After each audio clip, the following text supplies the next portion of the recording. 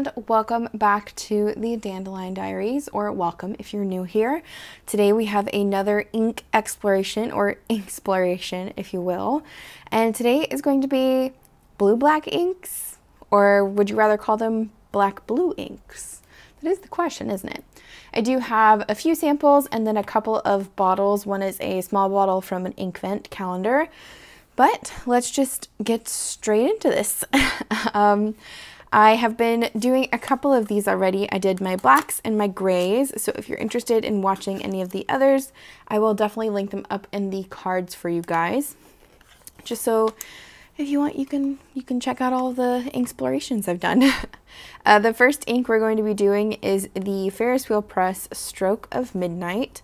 This is the biggest bottle, obviously, of blue-black ink that I have, since most of the other ones I have are just samples.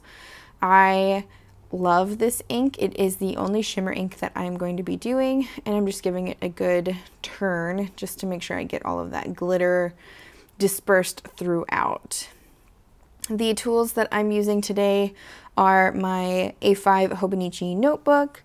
I have a jar of water up here. It's just a pint-sized jar.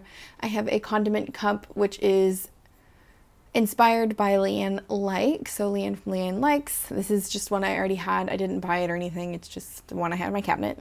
This is the eyedropper I use to drop the ink onto the page.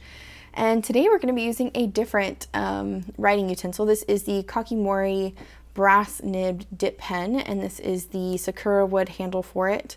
I actually was able to get this from Galen Leather. I couldn't find it anywhere else, and I actually have a 5% off for Galen Leather, so if you're interested, go check them out and you should be able to get your hands on one of these. But let's go ahead and swatch the Stroke of Midnight. When I first got this ink, I actually thought it was going to be more black than blue, because I figured, you know, midnight, it's basically black outside, right? It's not going to be any kind of blue shade. And I was very pleasantly surprised with how blue it actually is. It is very beautiful, and it's like almost a deep navy. And I really enjoyed how it worked with the shimmer in it, and it also has a red sheen, which I feel like most blue-black inks have a red sheen. Maybe that's just me, but I think it looks really, really nice. And as it's pretty well known that Ferris Wheel Press inks are a little bit drier than some of the others, and I would say this one is definitely on the drier side, at least when it comes to writing with it in a pen. I still quite enjoy the way it writes, just because I use the Tomoe River paper all the time, and if it's a really wet flowing pen, I feel like I have a really hard time getting the ink to dry fast enough, even with blotting paper and even with like any kind of sheet that I would put between the pages. The next ink I have is part of the Diamine Inkvent from 2022. It is the green Inkvent, I believe, and this is the color Silent Night. It is a standard ink. There's no chameleon or shimmer to it, and I did add my own little sticker to the top just because I had so many little bottles from it that I wanted to be able to see which bottle I was looking for when I was going to ink my pens. If you've never had one of the Diamine Inkvent calendars, they are a fantastic deal when it comes to the amount of ink that you get for the price. They do retail for about $100, sometimes a little pricier than that, and I can imagine that's kind of a lot of money to put down for some fountain pen ink, especially when you have several inks that you'd probably be looking for and you don't really know what you're getting. But I have been very pleasantly surprised with the Diamine Inkvents, in that they have a wide range of colors, wide range of properties of the ink, from shimmering to chameleon to standard to scented even, and I was very happy with the 2022 Inkvent, and will definitely be repurchasing for 2023. I will say the Diamine inks are much like the Ferris Wheel Press, in that they do have a dryness to them. I honestly really like, again, that kind of drier ink, just because it helps dry faster on the Tomoe River paper. But if you have a very dry pen, like I had a TWSBI that was pretty dry, and I put Diamine ink in it, and it just did not it didn't go as well as I wanted it to. The next ink I have is DeAtramentis Document Black Blue, and this is a sample from Goulet pens. I really enjoy DeAtramentis inks. I think they are super fun in that they have a wide range of colors and properties, and they write so well. I don't know what it is about those inks, what they're doing to them, but they write incredibly well in any pen that I put them in. And I definitely want to get more of I want to sample more of their colors just because I already have a few and I really like them a lot. As far as blue-black inks or black-blue inks, DeAtramentis Black Blue is definitely more of a gray black blue to me. It has like almost a purple undertone to it as well. I really like it though, again, because of the ink properties that it has. And as you can see, it is a very wet writer. But I love how beautiful the pigments are. I love how they perform. I mean, even on a dip pen, this is very broad for a dip pen. Granted, I am using the side of the pen, but it's just, the flow on this brand of ink is fabulous. And I honestly really like this blue-black, even though it's a little bit more of like a gray blue-black. It's just a very interesting, pretty ink. The next sample I have is another sample from Goulet pens, and this is Aurora Blue Black.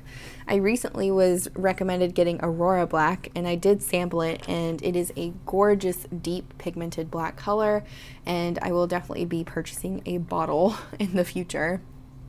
But the blue black is actually much more of a almost navy color than a blue black to me. It has very similar properties to the other blue blacks on the page, obviously, but the sheen on the Aurora inks is very good, and like when you write with it and you turn the page and you see the sheen kind of like flip on the page, it's quite beautiful. As you can see, it is much bluer than the other blue blacks, as I said, and it definitely has a pretty sheen when it dries. The next ink I have to start the next page is Rohrer and Klingner's Verdigris, or Verdigris, depending on how you want to pronounce it. And this one, I wasn't sure if I wanted to include it in the blue blacks because it has almost a teal color to it. And this sample is from Vanessa, which I love Vanessa samples because they come in 4 milliliters versus the 2. So like Pen Chalet comes with 4 milliliters, and then Vanessa comes with 4 milliliters, and Goulet comes with 2 milliliters. So Goulet has a lot of choices, Vanessa has more choices, and then Pen Chalet also has inks that Goulet does not have. But I just love that I can get more in the sample vial to test with more pens, test with more samples, or more swatches. Just overall, I like having more without having to buy the whole bottle. And as I said, see, it has kind of like a more teal color to it.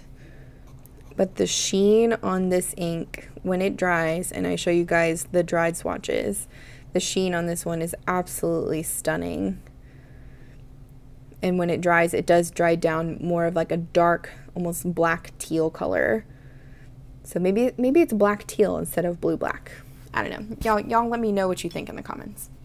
Next, we have Pilot Blue Black, and I actually squirted this out of a cartridge because I couldn't find a sample of the Namiki Blue Black that was within the range of price that I wanted it to be, and I already had the cartridges, so I figured I'm just going to use the cartridge and squirt the ink out of it. So that's why I have so much of a little sample like this. But out of all of the inks that I'm doing today, the blue black ink, it is the most pigmented, it is the darkest, it's almost black, it's quite stunning. When it dries, it has this black sheen to it, and if you wanted more of a black blue, this one is definitely a black blue versus a blue black. I have one more Pilot ink that I'm considering in the blue-black family, and that is the Pilot Iroshizuku 𝗫𝗫, and it definitely has more of a blue than a blue-black, but it is so dark that I figured it would be appropriate to include in our blue-black exploration. And plus, I just love the Pilot Iroshizuku inks. They have, like, the way they write in pens is just fabulous, and they are definitely more wet than some of the other inks, but they're gorgeous. I know they are loved by many in the fountain pen community. But out of all of the swatches, this one is most definitely going to be the bluest out of all of them. The next ink sample that I have is another one from Goulet, and again, these ones aren't really, I don't know, they're blue-black, but they're not blue-black at the same time. So this is Sailor Manyo Kikyou, or Kikyou. My pronunciation of the Japanese is pretty poor, so please correct me. Please tell me how to pronounce it. I would love to learn, so let me know. But this one is, again, more of like the Rohrer and Klingner Verdigris, and that it is more of a teal blue-black, and it has this gorgeous shading to it, which if you've sampled any of the Manyo inks, some of them have dual shading, and most of them have just regular shading. But it is just, they're so interesting to swatch and write with just because of how they perform and change colors on the paper. And the last ink sample that I have is another from the Sailor Manyo line, actually, and this one is 𝗪𝗃𝗁𝗪𝗃𝗁𝗪𝗃𝗁, yeah, maybe. Again, my pronunciation is awful, so please correct me. But this one is the only one I wanted to include that is more of a purple blue-black, and it is quite stunning in that you can't tell what color it is. I mean, again, with those Manyo, Sailor Manyo inks are very complex is probably the best word for it. Just in their properties are just so interesting. But I really love this ink, and honestly kind of want to get a bottle of it, but maybe it's because I love purple so much, I don't know. But it is just so cool. And so as you see with the swatch, it is it looks very purple. But when it dries, you'll see what I mean. It's just very interesting. Okay, so I'm gonna let all of these dry down, and then I will come back in a little bit and show you all of the fun sheens and shading of most of them, and then also the shimmer and the stroke of midnight. So I'll be back in a minute. Okay, so it has been about, I don't know, 30-ish minutes, maybe a little longer, and we are almost completely dry. The only one left to dry that's not totally flat dry is the Pilot Namiki Blue Black. But let's go ahead and get started with the properties of each one of these beautiful inks. So we're going to start at the top here with Ferris Press's Stroke of Midnight, and it is, as you can see, stunning with that shimmer. It's like a silver shimmer, and it has this mild red sheen to it, and it is absolutely gorgeous. I love writing with this ink, especially when the light catches it. It's so pretty. It's just pretty. For the Diamine Inkvent 2022 Silent Night, as you can see, it is really just a blue-black. Like, it's nothing super exciting. It'd probably be a really good ink, honestly, for the workplace or the office. It's got a very mild reddish black sheen to it. It is pretty standard. Then we have DeAtramentis Document Black Blue, another really just standard blue-black ink. It is a little bit more gray, as you can see, versus the Silent Night. So Silent Night's a little bit more blue, this one's a little bit more gray. Then moving on, we have the Aurora Blue Black, and it does have that gorgeous black sheen to it, as you can see here. It is a little bit more blue than some of the other blue blacks, but I really like this one. Just like the Aurora Black, it's a good standard ink to have in your collection. On the other page, we have the Rohrer and Klingner's Verdigris, and it did dry a little bit more teal than some of the other ones, as I talked about. It is still pretty blue, but it's more of like a warmer blue, which is why I consider it more of a teal color. Then we have the Pilot Namiki Blue Black, which again is almost black. It is so dark, and it does have that gorgeous black sheen to it. This ink is, all of the Pilot Namiki inks are just incredibly pigmented, and yeah, it's basically black to me, and as you can see in the writing sample, it looks black. Then we have the Pilot Iroshizuku Shinkai, which is again more of a blue than a blue black, but it is pretty dark and it has that gorgeous red sheen to it. I love the Pilot Iroshizuku inks. You can never go wrong with those.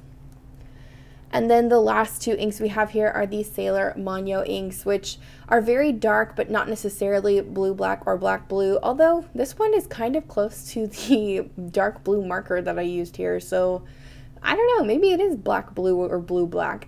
But we have the Kikyou and then the Kakitsubata, and the blue and the purple together are just fabulous. And as I said, is you see how this dried. It dried with a shading almost to black, and then if you look at the writing sample, it's purple, but it's black at the same time too, which is why I wanted to include it with the blue-black ink exploration.